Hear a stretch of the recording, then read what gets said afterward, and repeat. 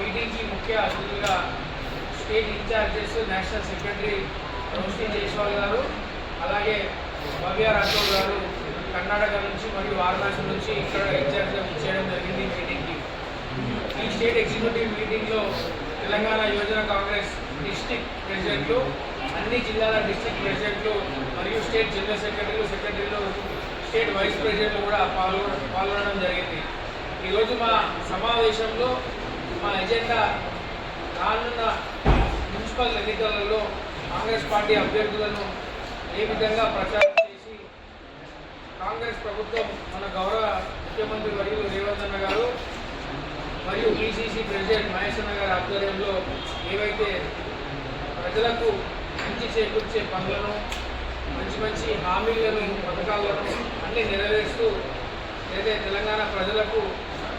అన్నీ చేరువేస్తారో దాంట్లో యువజన కాంగ్రెస్ కీలక పాత్ర పోషించి ఇంటింటికి తిరిగి ప్రచారం చేయాలని చెప్పి మేమందరం కూడా నిర్ణయిస్తున్నాం. ఏదైతే మేము జూబ్లీ ఎలక్షన్లో కష్టపడి మా అభ్యర్థిని, కంటోన్మెంట్ ఎలక్షన్లో మా అభ్యర్థులను గెలిపిస్తున్నామో అదేవిధంగా రానున్న మున్సిపాలిటీ ఎలక్షన్స్లో, కార్పొరేషన్ ఎన్నికలలో ఖచ్చితంగా కాంగ్రెస్ పార్టీ అభ్యర్థులందరూ విజయం సాధించి అన్ని మున్సిపాలిటీలు కాంగ్రెస్ పార్టీ కైవసం చేసుకుంటుందని